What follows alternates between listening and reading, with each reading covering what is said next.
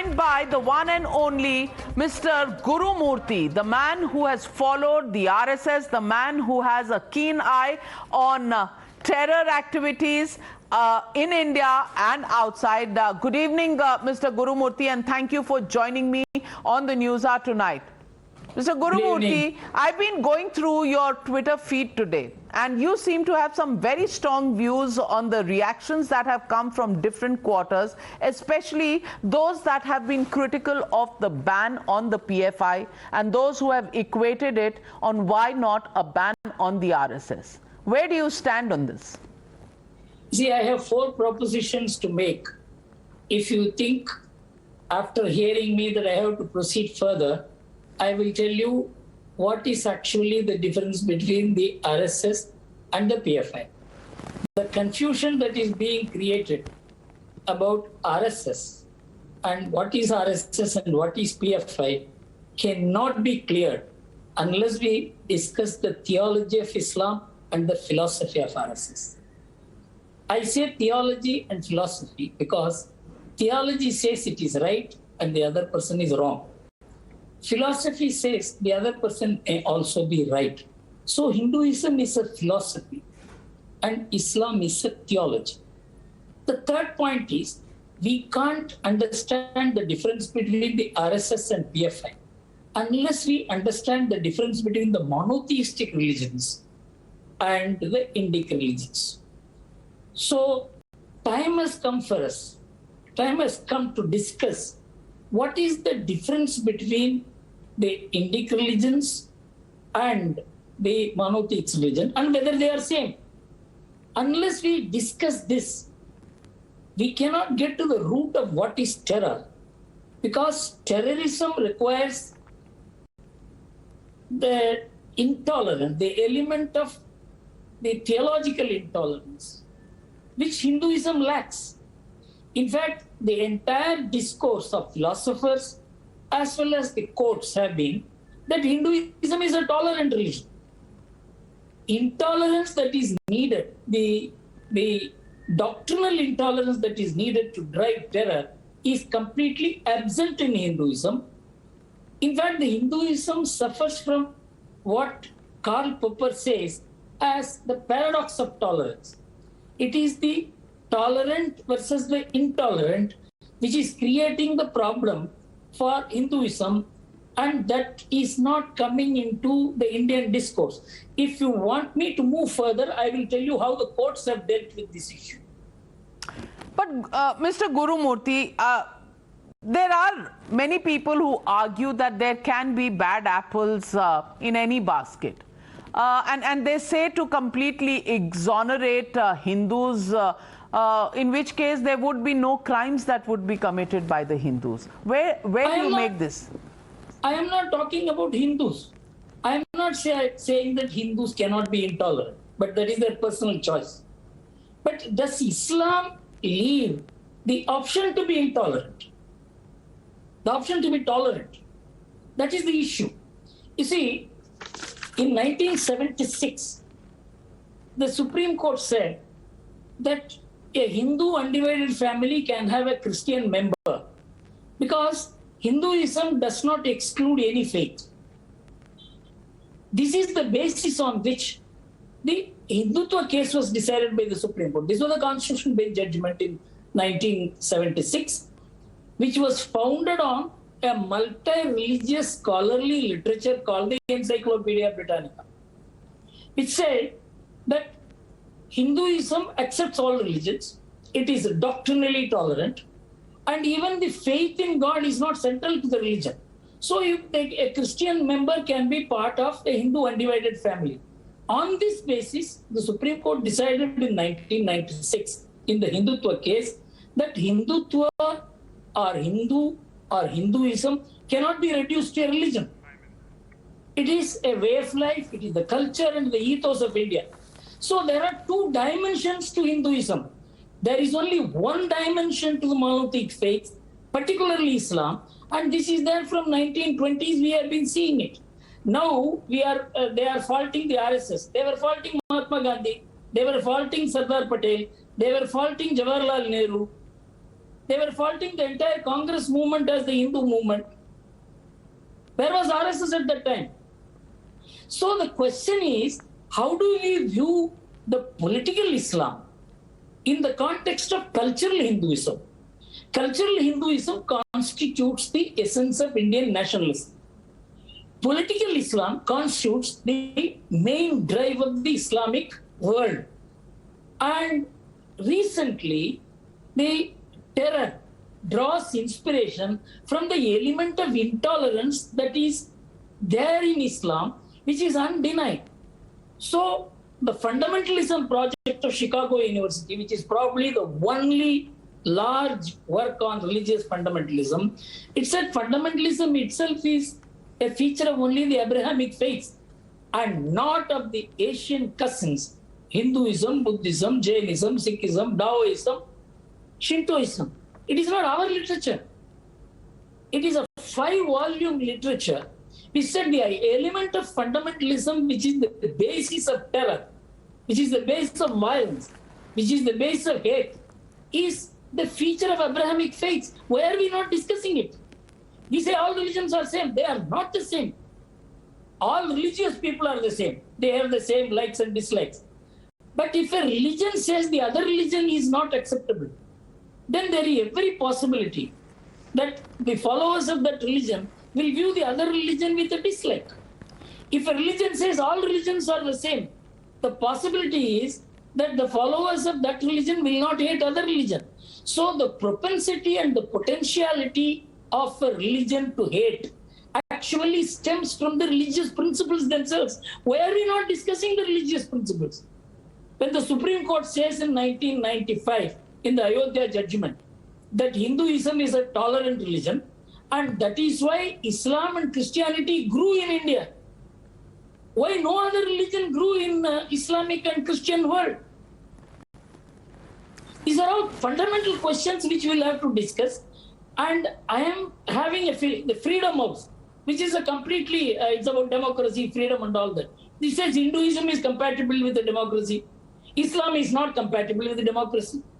And you are representing an ideology which is not compatible with the democracy. We will have to discuss that. Well, while we discuss that, Mr. Asaduddin Owaisi has given a statement that a draconian ban of this kind is dangerous as it is a ban on any Muslim who wishes to speak his mind. The way India's electoral autocracy is approaching fascism, every Muslim youth will now be arrested with a PFI pamphlet under India's black law, the UAPA. Is this fear-mongering or is this something that one community should worry about? This is true only if there is no fundamental rights and the courts are not sitting like during 1975-77. So long as the courts are sitting in India, so long as whether the law is to be tested on the fundamental rights which are in force today, whether a particular action taken under the law is compatible with the fundamental rights enshrined in the Constitution, this fear is unjustified. Only if this government imposes emergency and clamps down on all and removes the concept of fundamental rights, this argument will hold good. So why is Mr. Asaduddin Owaisi saying this, as are some leaders of the Congress party as well? You see, it is basically that an unfortunate thing, there is a stream of leadership produced by Islamic politics, right from Ali brothers and then Jinnah and all kinds of people, right up to Asad Owaisi, who speak only the theological dimension of Islam and want the whole world to be constructed on that basis. Do they accept there is any legitimacy in any other religion? Do they accept that another religion can be a true religion? Then only you can live with that religion. If you think all other religions are false, then mentally you are in conflict with all religions. There is something fundamentally wrong with that approach in a multi-religious world. And why don't they look at Indonesia, which is a Muslim country, which has Hindu symbols, Hindu culture, Hindu value systems. It doesn't have terror. Why do they look at only the Arab countries, which cannot accept any other faith? because of its own history and because of the developments in the theological foundations from the 17th and 18th centuries. So there is something mentally wrong with them. They cannot see good in another religion. We are not talking about Hindus and Muslims. Hindus and Muslims are the same according to me. A Hindu can also dislike Islam, and a Muslim can also dislike a Hindu. But Hinduism does not dislike Islam. Islam does not like any other religion. This is the fundamental clash. So you're saying that is the fundamental issue. I've also read your statement today, Mr. Gurumurthy. The communal IUML has condemned PFI and welcomed its ban, while secular and liberal journalists are pleading for PFI. It's not just journalists, but also some political parties like the AIMIM and AIUDF that have criticized the ban. So what do you make of these reactions? You see, if in India somebody takes the position on a Hindu or Muslim issue, the idea is how much votes they will get or lose. If somebody thinks he will lose more Muslim votes than the Hindu votes he will get, obviously he will be saying the ban is wrong. Why the Muslim League in Kerala is supporting the ban? Because PFI is reducing its own space. So it is finding PFI as a competitor. Please understand, it's all political. But the fact remains, at least they understand that PFI can lead the Islamic society into a much greater problem, which they are trying to prevent. In a competition between the worst and the worst, the worst is saying the worst is bad, is something good for the country. Well, plain speak from Mr. Gurumurthy. My last question to you, Mr. Gurumurthy, before I let you go. SIMI became PFI. So even when SIMI was banned, PFI mushroomed. Where is the guarantee that PFI will not raise its head as something else? Let us assume PFI will raise its head as something else. It will take another 5-10 years to regroup. So we will get respect at least for 5-10 years. So the country cannot have a permanent respite so long as you do not discuss. I will tell you, I quote Hans Kung, who structured the Vatican II mission of the church, where the church wanted to have good relationship with other religions. He formulated 3 principles.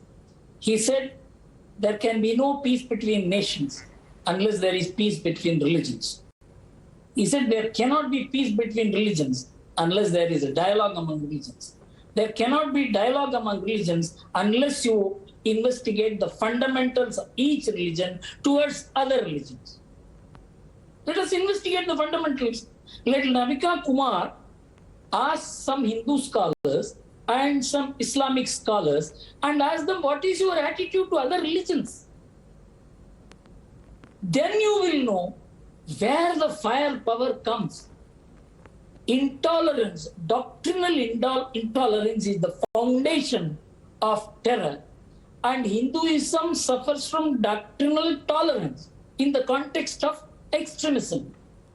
So we must understand that unless Karl Popper, Hans Kung, and philosophers are brought together, you cannot get where Hinduism stands in the context of an aggressive religion. Hinduism is not an aggressive religion. Hindus may be aggressive. Islamic people may not be aggressive, but Islam is aggressive. Let us understand that. And unless we have the intellectual honesty, courage, and competence to discuss this matter, we will never be able to understand the difference between RSS and PFI. PFI is an aggressive organization. RSS is like Chhatrapati. RSS is like Chhatrapati Shivaji. It is trying to defend Hinduism. There is a version of difference. You don't want the Hindus to be defended at all? Well said. And that question hangs in the air for our viewers to think about, to mull about. And always a pleasure, Mr. Gurumurthy, to speak with you as freely as you do. Thank you very much for joining me on the News Hour. Thank you, ladies and gentlemen.